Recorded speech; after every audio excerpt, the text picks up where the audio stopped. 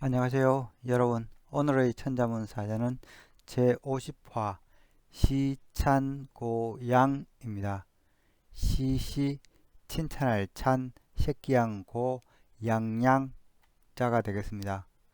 이 시찬고양은 시경 국분평 이 고양이라는 시에서 나온 사자가 되겠습니다. 고양은 새끼양을 말합니다.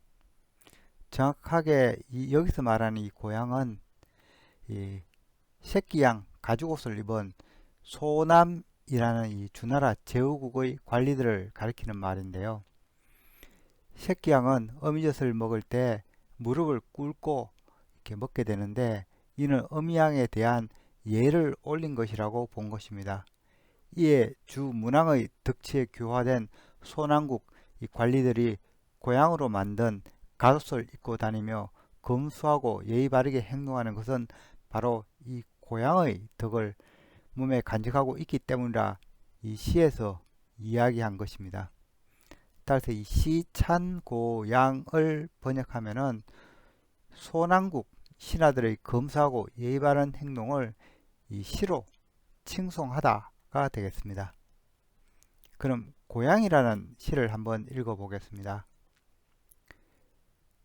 고양지피 소사오타 새끼양 가죽과 흰실 5탈에 태식자공 위위 일을 마치고 식사하러 가는 이 관리들 어젓하게 줄지어 가네. 고양지혁 소사오역 이 새끼양 가죽에 흰실로 깬 5솔기 위위 자공태식 어젓하게 줄지어 가는 관리들 일 마치고 식사하러 가네. 고양 지봉 소사 오총 새끼양 가죽을 꿰맨 이 솔기 흰실로 5번 묶어 위위 태식 자공 어젓하게 줄지어 가는 관리들 일 마치고 식사하러 가네. 이 앞선 사자 묵비 사염에서는 흰실이 더러워지는 것을 슬퍼하였다면 시찬 고양은 문왕의 덕치에 감화되어 예를 알게 된 소남국 관리들을 칭송하는 대비된 내용을 이야기하고 있다 하겠습니다. 그런 글자에 대해 살펴보도록 하겠습니다. 먼저 시시를 설명드리겠습니다.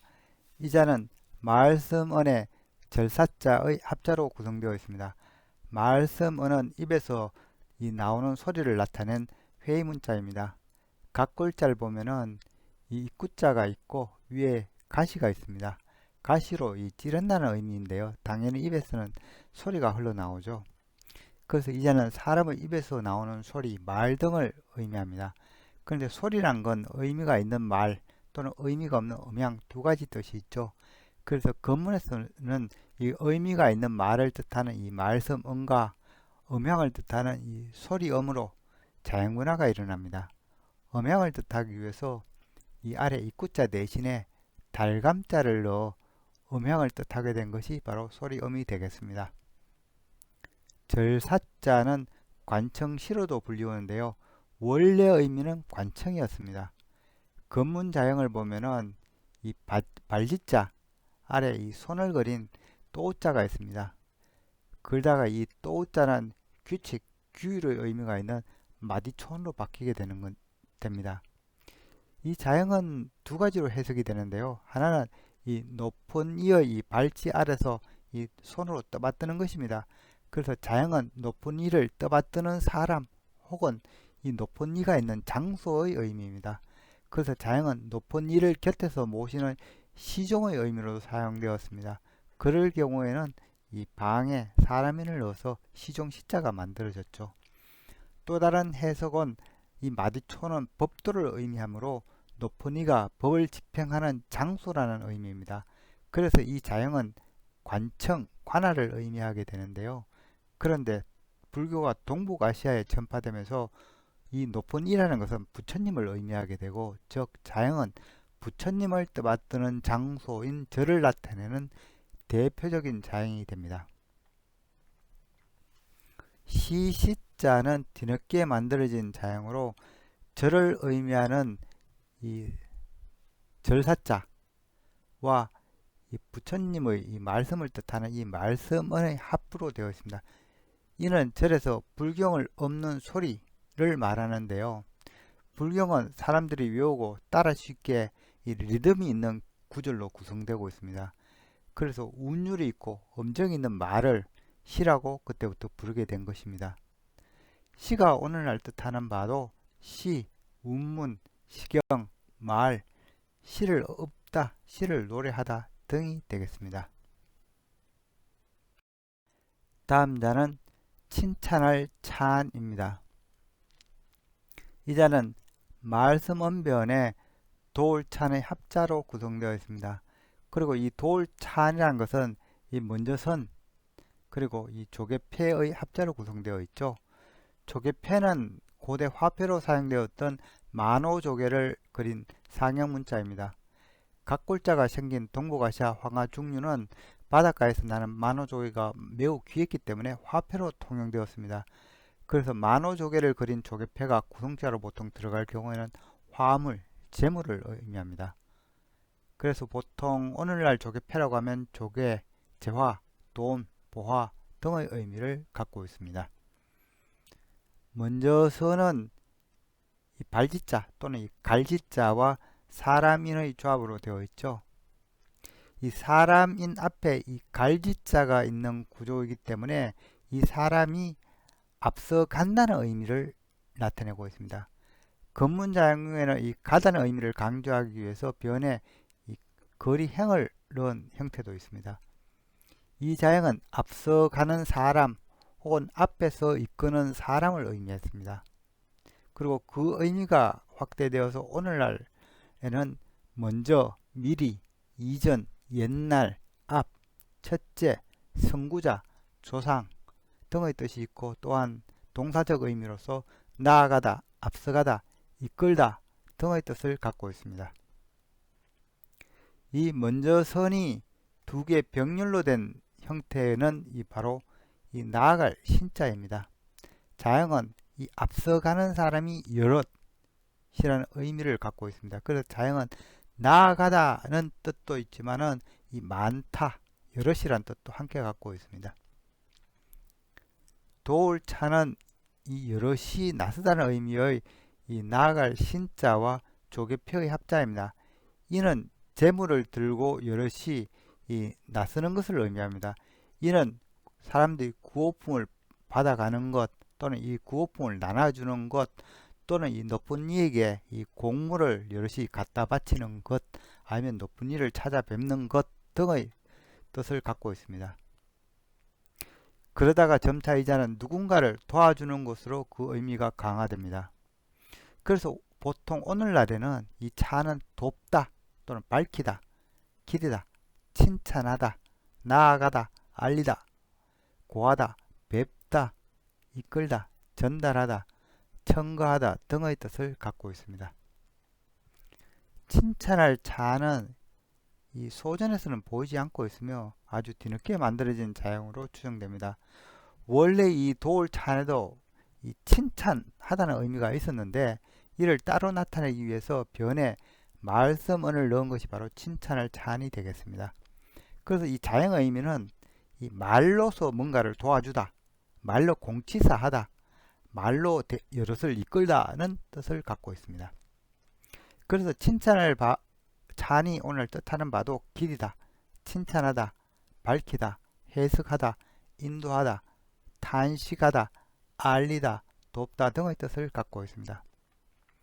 참고로 변에 말씀언이 아닌 이 쇠금자가 있는 형태도 있습니다. 이거는 뚫을 찬자인데요. 이는 이 나아가다는 의미의 이 도울찬과 이 쇠금자의 합으로서 이 쇠를 앞으로 나아가게 하다는 뜻입니다. 이는 결국 이 쇠꼬챙이로 뭔가를 뚫다는 의미입니다. 그래서 그 의미가 뚫다, 끌다, 모으다, 깊이 파고들다 등의 뜻을 갖고 있습니다. 다음 자는 색기양고입니다. 이 자는 양양자와 연화발의 합자로 구성되어 있습니다. 양양은 이 뿔이 달린 양의 머리를 이렇게 구체적으로 그린 상형 문자입니다. 양은 인간들에게 털, 우유, 고기, 뿔 등 많은 이로운 것들을 제공하는 짐승입니다. 또한 남을 해치지 않고 평화롭게 풀을 뜯는 이미지 때문에 양이라고 하면 상스럽다는 의미가 있고, 넓은 평원에서 풀 뜯는 양의 모습에서 배회하다, 바라보다는 의미도 있습니다. 그런데 동북아시아에서 언급되는 양은 이 각골야형의 이 형태를 볼 때 염소과의 사냥에 가깝게 묘사되고 있어서 이 염소일 가능성도 있습니다. 연화발은 불화자가 받침으로 올 때 사용되는 형태입니다. 불화는 불을 그린 상형 문자로서 이 연화발 형태는 예서에서부터 받침으로 적기 편하도록 형태를 바꾼 것입니다. 불화자는 그 의미가 불, 열기, 타는 불, 화재, 태양, 불태우다, 급하다 등의 뜻을 갖고 있습니다. 새끼양고는 이 양양자와 불화자의 합자로 구성되어 있는데요. 그런데 각골문 초기를 보면은 이 자는 이 양양자와 이 작을 소자의 조합으로 되어 있습니다. 즉 작고 어린 양을 말합니다. 이후 자형은 이 양양자와 이 받침에 불화자가 들어간 형태로 바뀌게 되는데요. 즉 불에 구운 양고기의 모습을 하고 있습니다. 이는 고대인들이 이 어린 양을 제물로 바치거나 구이로 즐겨 먹었기 때문에 나온 형태가 되겠습니다. 다 큰 양은 이 특유의 누린내 때문에 구이로 먹기에는 너무 힘들다고 합니다. 대신 이 성체는 잡내를 잡을 수 있는 고수, 후추, 민트 등 향신료를 듬뿍 넣은 탕국으로 보통 조리해서 먹는다고 합니다. 그렇지만 이 1년 미만의 어린 양고기는 풀이 아닌 어미젖만 먹고 자랐기 때문에 양고기 특유의 냄새가 거의 없고 육질이 부드러워 바로 통째로 구워 먹기 좋다고 합니다.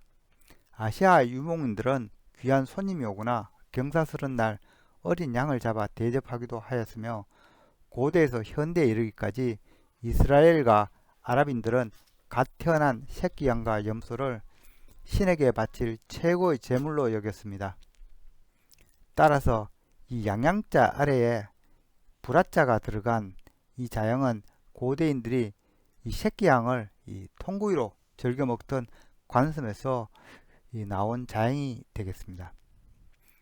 이 새끼양 고가 뜻하는 바는 새끼양 또는 이 어린 짐승 또는 이 검은 양을 뜻합니다. 이 검다는 것은 이 불에 걸린 모습 때문에 나온 의미로 보입니다.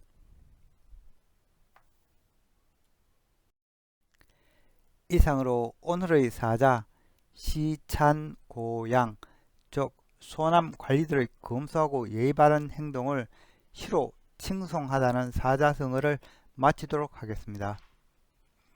사람의 성품은 주어진 환경에 따라 악이 되기도 하고 선도 될 수 있으니 나쁜 환경에 물들지 않도록 항상 유념해야 합니다. 논어 계시편에서 공자님은 다음과 같이 말씀하고 있습니다. 이 자왈 익자사무 손자삼우, 유익한 친구 셋과 손해되는 친구 셋이 있으니 우직, 우량, 우다문, 이기.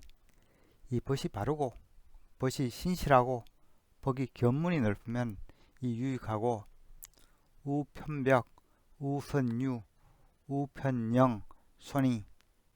이 벗이 편협하고 벗이 우유부단하고 벗이 말만 잘하면 손해된다. 여러분들 주변에는 어떤 친구들이 있으신가요? 지금까지 시청해 주셔서 감사합니다. 벌써 한 해가 가고 을사년 푸른뱀의 해가 왔습니다. 독자 여러분, 새해 복 많이 받으시기 바랍니다. 어지러운 이 국내 정세에 너무 휘둘리지 마시고 냉철하게 세상의 흐름을 지켜보시기 바랍니다. 감사합니다.